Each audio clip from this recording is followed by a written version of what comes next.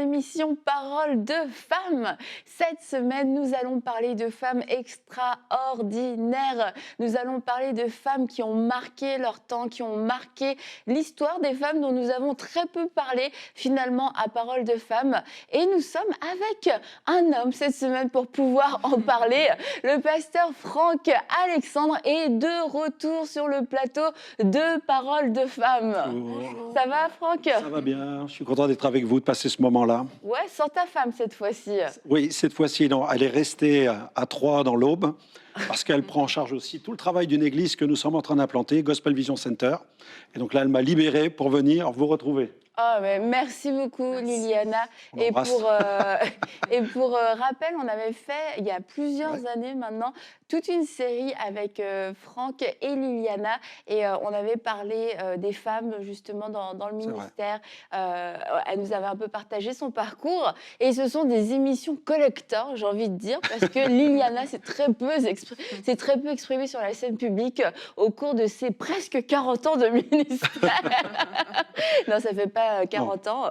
Un peu plus de 30. Un peu plus de 30 ans de ministère. Et donc, toi et ta femme êtes pasteur de l'église... Gospel Vision Center. Je me le répète depuis le début de l'émission. Gospel Vision Center. C'est ça. Et aussi, vous avez votre ministère depuis plus de 30 ans d'évangélisation, de croisade, C'est ça, de les gens nous livres connaissent aussi. surtout, surtout avec les grandes missions d'évangélisation, puisqu'on est dans l'itinérance depuis de nombreuses années. On a eu le privilège de prêcher dans près de 50 pays. Et puis là, pendant le Covid, eh bien, plus d'avions ne décollent, les églises ont tiré le rideau, on s'est retrouvés à la maison. Et qu'est-ce qu'on a fait? On a prié pendant plusieurs semaines. Et le Seigneur nous a mis à cœur d'implanter une église. Et c'est ce qui a démarré. Et c'était pas la première fois parce que vous aviez déjà... Oui, on a vécu aussi.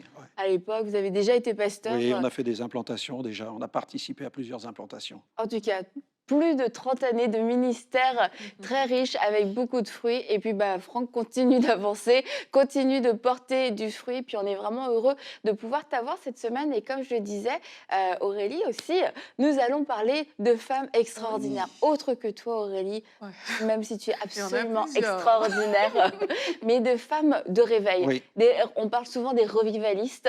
Et puis, on connaît des grands noms, mais quelquefois plus masculins. Et cette semaine, on veut parler de 3 femmes qui ont été des pionnières. Alors, à toutes les femmes qui nous regardent, et pour nous aussi, sur ce plateau, pour Aurélie et moi, ces femmes ont été des femmes qui ont ouvert la voie, qui ont permis, à travers leur obéissance, qu'on puisse aussi faire ce qu'on fait aujourd'hui, qu'on puisse accéder à différentes choses, différents services, mais aussi à pouvoir vivre le ministère, à pouvoir élargir, repousser les limites de la religion.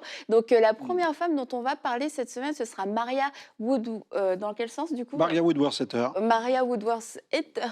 On va l'appeler Maria. Et puis après, et puis dans la semaine un peu plus tard, on parlera aussi de Aimée McPherson. Et puis, pour terminer, on parlera de Kathryn Kuhlman. Bon, la plupart d'entre vous, vous connaissez surtout Kathryn Kuhlman. Mais vraiment, les 2 premières femmes ont des histoires absolument extraordinaires. Vous allez sûrement découvrir et être surpris de voir ce que Dieu, ce que le Saint-Esprit a fait à travers ces femmes. Alors, on commence tout de suite, Franck, avec Maria. Notre première amie, Waria. C'est Warrior, Maria. C'était une warrior. Il faut que je te laisse parler, Franck. Et juste avant, on va juste regarder Maria, une photo de Maria, une des rares photos d'ailleurs, où elle est ici en bleu, et puis où elle est aussi une photo devant un chapiteau où elle a rassemblé des milliers de personnes. Exact. Oui, Maria Woodworth-Setter, canal de la puissance de Dieu.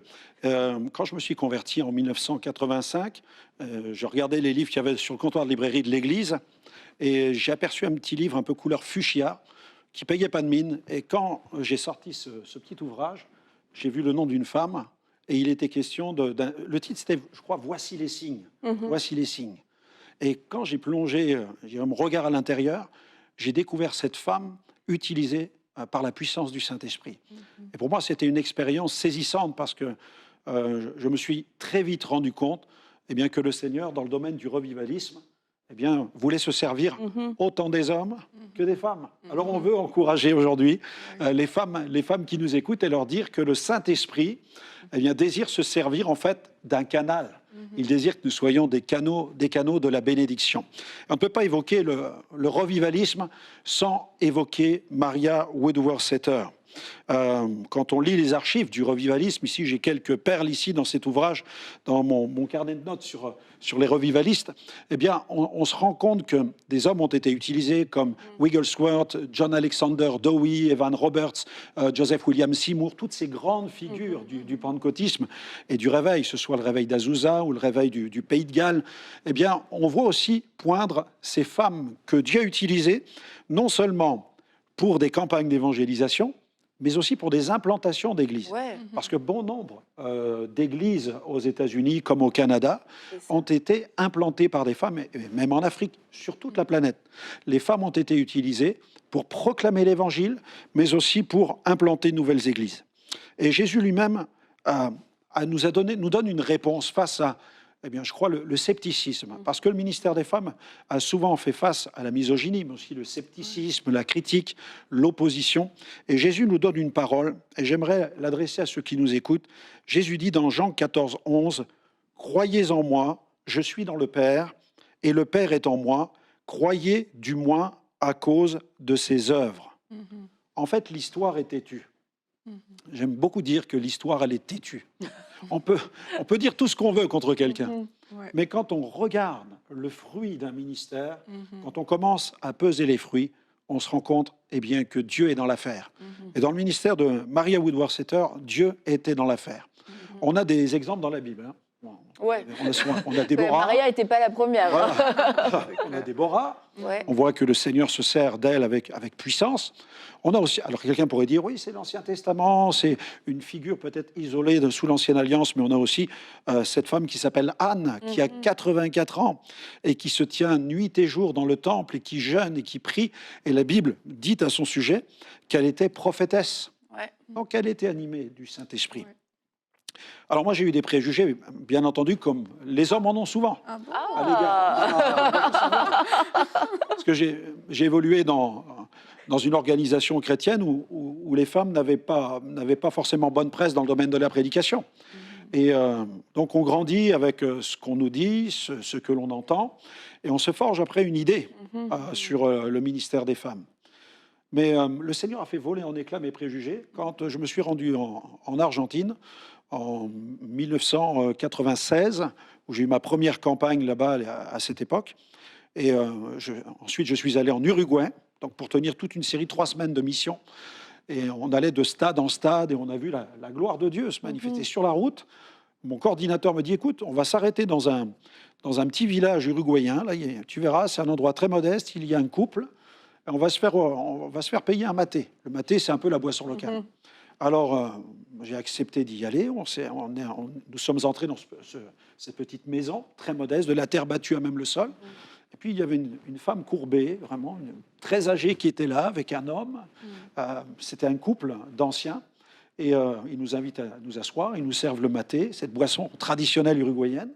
Et alors qu'on discute avec eux, mon coordinateur me glisse dans l'oreille, c'est moi, il me dit, tu vois, cette femme, il me dit, c'est une apotresse.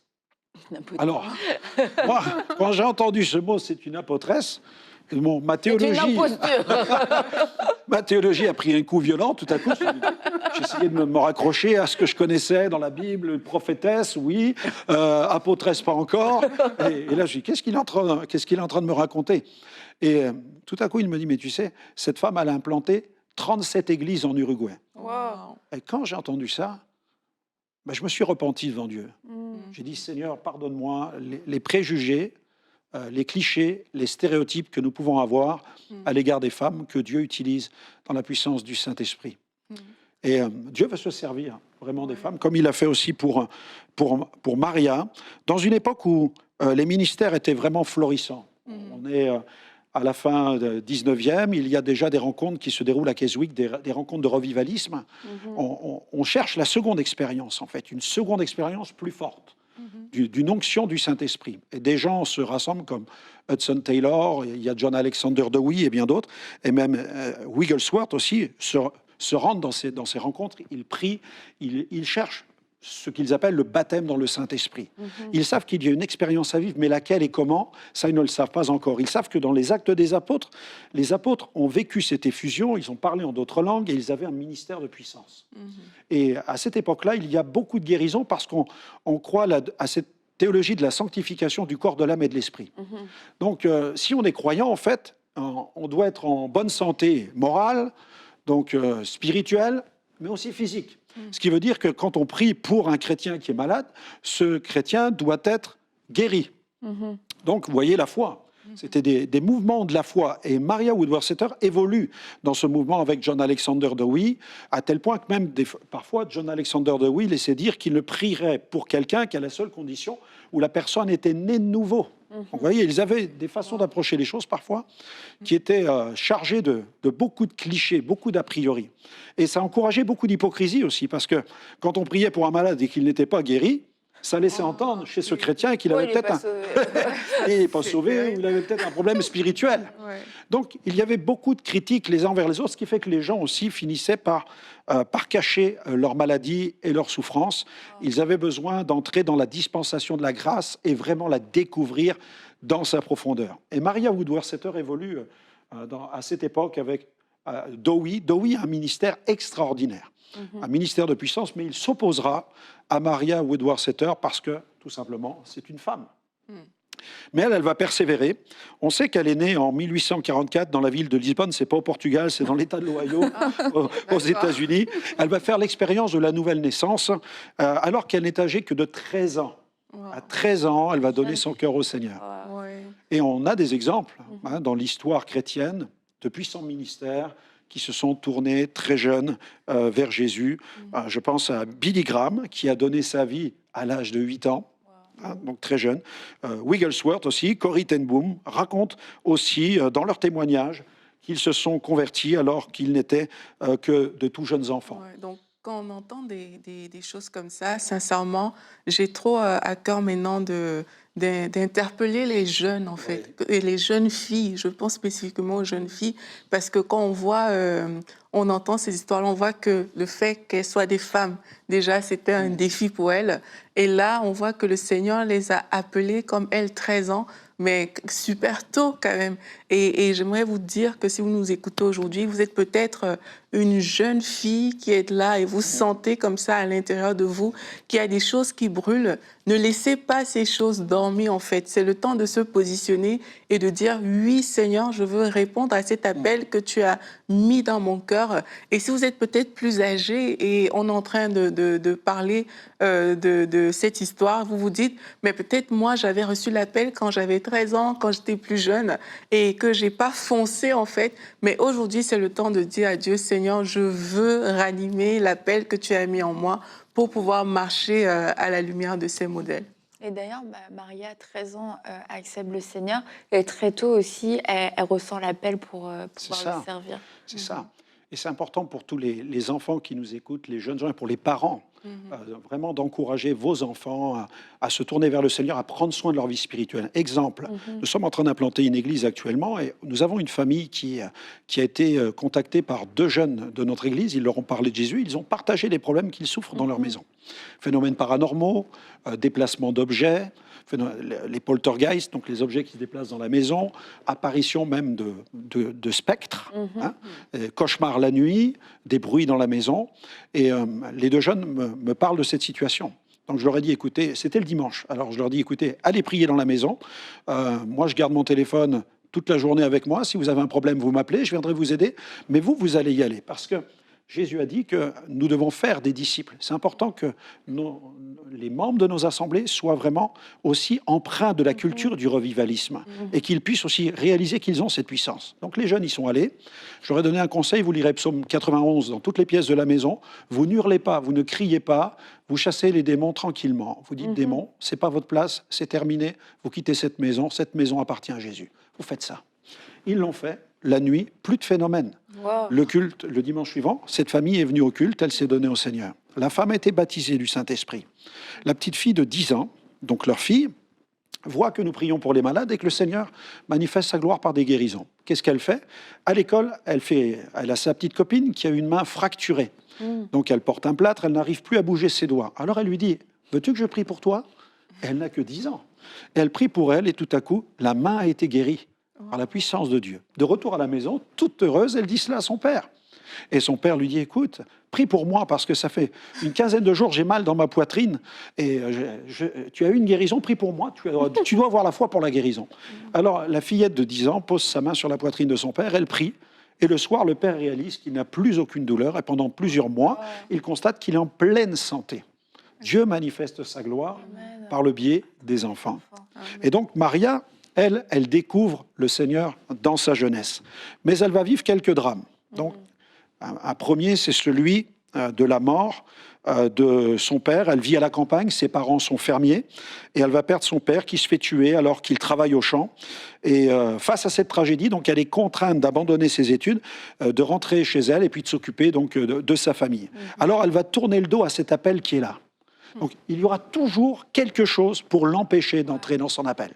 Toujours de l'opposition. Sans cesse des tuiles, sans cesse des problèmes. Et puis, l'ennemi va tenter de la détourner en jouant sur ses émotions avec une relation passionnelle avec un dénommé Woodworth. Cet homme qui était blessé pendant la guerre civile, qui avait agité le pays à l'époque, mais elle va vivre une grande passion avec lui, elle va décider de se marier avec cet ancien soldat, ils vont fonder une famille, mais elle va connaître cette grâce de devenir maman, elle va avoir 6 enfants à cette époque, mais c'est une femme à la maison. Elle est la femme qui est à la maison, elle s'occupe de toutes les affaires domestiques, mais aussi de l'éducation des enfants, et elle va vivre aussi une véritable désillusion. Parce qu'au fond de son cœur, il y a toujours cet appel à servir Dieu. Mais cet appel est étouffé par cet homme qui ne voit pas chez elle. Cet appel que Dieu lui a adressé. Alors elle souffre énormément, elle se sent aussi extrêmement frustrée et son rôle de femme ne parvient pas à combler son cœur. Alors l'appel va se consumer petit à petit et va comme s'éteindre en fait. Mais ce qui est extraordinaire, c'est que nous avons des promesses dans la parole de Dieu où Dieu n'éteint pas le lumignon qui fume encore. Mais elle va vivre aussi d'autres chagrins, d'autres souffrances. Elle va perdre, à la suite d'une épidémie, Et pas des moindres. 5 de ses 6 enfants. 5 de ses 6 enfants. Et on se demande comment une femme peut se relever d'une telle épreuve, d'une telle tragédie. Aujourd'hui, on vit une époque d'épidémie. Et il y a des traitements, il y a des soins, nous avons des hôpitaux, des médecins, des spécialistes. Mais imaginons en quelque sorte cette époque où on n'avait aucune solution. Aucun remède. Et elle se trouve dans cette situation où elle est brisée. Alors elle va trouver refuge dans la parole de Dieu. Et si vous avez une situation dans votre vie où vous avez le sentiment que tout s'acharne en fait contre l'appel que vous avez dans votre cœur, je vous invite vraiment à prendre soin de votre foi et à faire comme Maria l'a fait.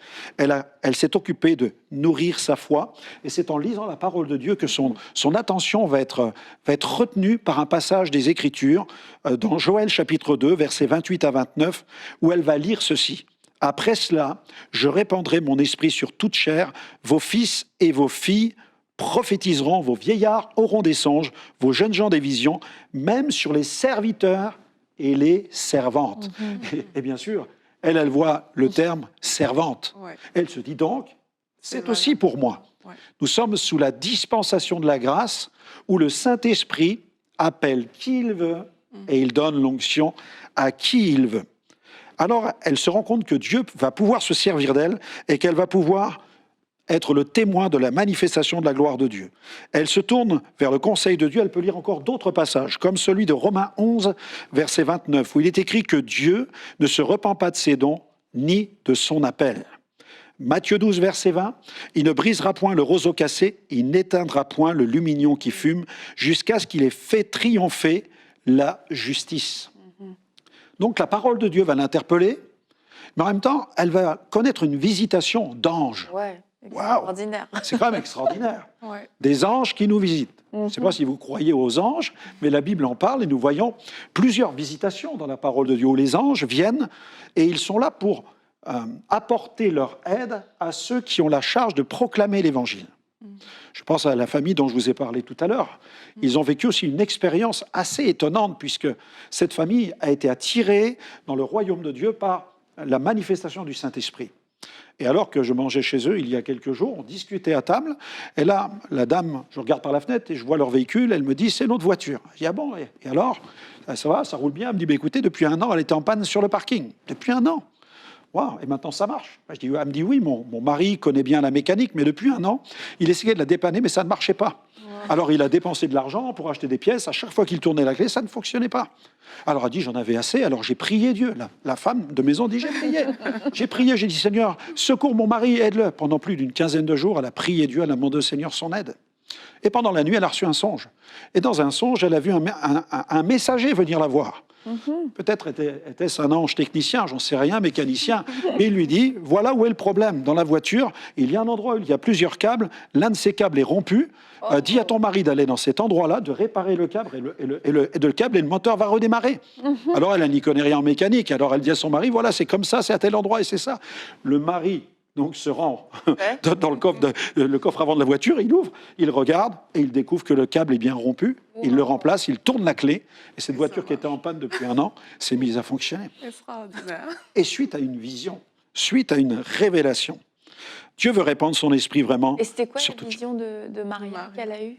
Elle a vu un ange. Angélique. Donc les anges viennent lui rendre visite et là elle va voir, c'est pas le Canada qu'elle aperçoit, mais ça aurait pu être le Canada pratiquement, hein, parce qu'elle voit des prairies, elle voit des lacs, elle voit des forêts, elle voit des rivières, mais elle voit aussi quelque chose de magnifique, elle voit des champs de blé qui ondulent sous le vent. J'ai vécu la même C'est expérience vrai en tant que jeune pasteur. J'avais un formateur qui avait une dimension de prophète. Et puis chaque matin, quand je quittais le travail, j'allais le rencontrer chez lui. Et puis dans un petit espace, il avait un cagibi où il avait une petite table, quelques livres de revivalistes, sa Bible ouverte. Et puis là, on priait. À chaque fois, il priait pour moi afin que Dieu bénisse mon service, le jeune serviteur que j'étais. Et puis là, ce matin-là, nous sommes en train de prier ensemble. Et je suis ravi en extase. Et là, j'ai une vision, je vois des champs qui ondulent sous le vent à perte de vue. Et je vois un homme vêtu de blanc qui vient et qui jette de la semence. Il a un sac de lin, il a les cheveux blancs comme la laine, il est magnifique, il est glorieux. Il jette la semence au vent, le vent transporte la semence et partout où elle tombe, la moisson est extraordinaire. Moi, je suis ravi en extase. Et je suis dans le silence. Et tout à coup, mon pasteur me dit, voilà ce que tu vois. Et il me décrit tout ce que je suis en train d'apercevoir dans l'esprit. Hélas, il m'a dit, tends tes mains, j'ai tendu mes mains. Il m'a dit, Dieu te donne les outils pour le réveil.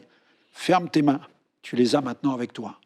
Dieu veut faire des choses glorieuses et il veut que nous soyons marqués par l'onction du Saint-Esprit parce que le défi d'un ministère, c'est un défi qui réclame une onction surnaturelle, une puissance surnaturelle. La réalité du surnaturel, nous l'avons dans la parole de Dieu. Je pense à Saul de Tarse, qui lui aussi a eu cette vision sur le chemin de Damas. Je pense aussi à Philippe l'évangéliste. Quand il œuvre, il est mu par le Saint-Esprit. Un ange intervient, il entend la voix de Dieu, l'Esprit lui dit de s'approcher. Je pense à Pierre aussi, quand il est mandaté pour aller chez Corneille, ou encore Paul, dans la région de Macédoine, il reçoit une vision. Un ministère, ce n'est pas quelque chose qu'on va faire simplement parce qu'on a décroché un diplôme en faculté de théologie. Ce n'est pas parce qu'on a un col blanc qu'on a une onction. On a besoin vraiment de la marque qui vient du ciel, de la puissance qui vient de Dieu. Et Maria va céder à l'appel du Saint-Esprit. Finalement. Un appel de plus en plus fort et des phénomènes vont commencer à se produire quand elle prêche, où les gens l'écoutent, des réactions à l'annonce du message de l'Évangile, des réactions très fortes, des réactions même physiques, où des membres dont l'assistance se lève brutalement, partent en courant, terrorisés. D'autres s'effondrent à terre, saisis par un esprit de repentance, et on se déplace de partout pour venir la voir, mais aussi venir s'opposer à elle. Dans un rapport, elle écrit « 15 personnes répondirent à l'appel implorant la grâce de Dieu. Des hommes et des femmes tombèrent à terre comme morts. Je n'avais jamais rien vu de semblable. J'ai constaté que c'était le travail de Dieu, mais je ne savais pas comment l'expliquer. » Alors des signes sont déjà constatés, des signes qui peuvent se vérifier, que l'on peut vérifier dans la vie de bien des évangélistes. On le voit dans notre ministère, mais je pense aussi en 96, quand j'ai vu le ministère de Carlos Anacondia. Il s'est passé beaucoup de choses en 96. Oui, Dieu nous a envoyés dans bien des endroits, en fait. Et Dieu nous a mis face à ce ministère où là, nous avons vu la puissance de Dieu descendre sur la foule. Les gens partaient en courant, comme ils ne supportaient pas cette onction qui saturait le lieu. Ils ne pouvaient pas la supporter. Et d'autres étaient terrassés par la puissance du Saint-Esprit. Et pour nous, c'était aussi une forme de révélation sur ce que Dieu veut faire au travers d'un ministère. Nous avons besoin de cette onction pour proclamer la bonne nouvelle de l'Évangile. Ces phénomènes ont été constatés chez, je pense à Jonathan Edwards, Charles Finney, George Whitefield, Wigglesworth, William Seymour. Tous ces ministères avaient des manifestations surnaturelles qui les accompagnaient avec des émotions. On parle d'émotions extraordinaires, accompagnées de démonstrations physiques, de chagrin, d'amour, de joie, de larmes, de tremblements, de gémissements. En fait, ils analysaient ce qu'ils vivaient parce qu'ils le découvraient. De cris, de souffrances dans le corps, de défaillance de la force physique, de crise, de soubresauts et de convulsions. La puissance de Dieu était à l'œuvre. Mais nous le voyons aussi déjà dans la parole de Dieu, dans Matthieu 17,6, lorsqu'ils entendirent cette voix, les disciples tombèrent sur leurs faces et furent saisis d'une grande frayeur. D'autres sont sidérés. Dans Jean 18, verset 6, lorsque Jésus leur eut dit « c'est moi », ils reculèrent et tombèrent par terre. Lorsque le Saint-Esprit est à l'œuvre, des phénomènes glorieux peuvent se produire.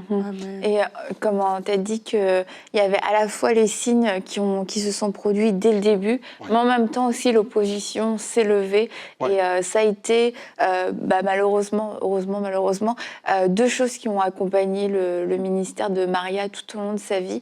Et on veut terminer cette émission en priant pour vous, parce que comme aussi Aurélie l'a dit, plusieurs d'entre vous, vous êtes des jeunes femmes et vous avez reçu cet appel. Et dire oui à cet appel, c'est dire non à beaucoup d'autres choses, à des rêves, des ambitions humaines. Et aujourd'hui, on veut prier avec vous pour que vous puissiez, comme Maria, céder à cet appel, ne pas attendre que la tragédie frappe, que les contretemps arrivent et puis que des années passent finalement. Jésus revient bientôt. C'est le temps de s'engager pleinement pour le royaume de Dieu et de dire oui à l'appel. Je vais te laisser prier. Amen. Oui, Seigneur, répands ton esprit.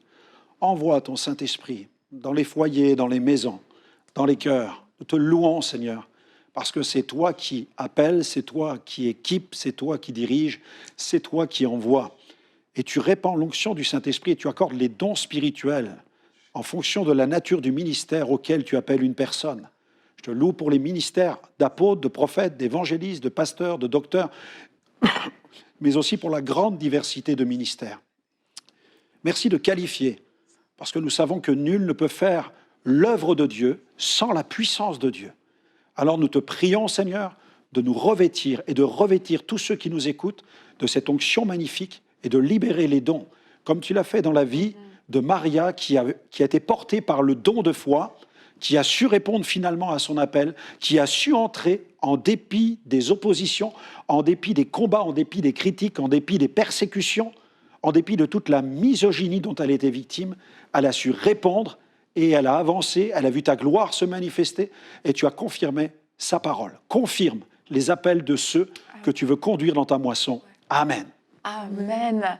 Amen. Merci Franck, merci Aurélie. Merci beaucoup. Et demain, on va continuer de parler de Maria et de son ministère, comment Dieu l'a utilisé, comment Dieu l'a accompagnée avec des signes extraordinaires, le fruit qu'elle a pu porter. Alors on se retrouve demain pour une prochaine émission de Paroles de Femmes.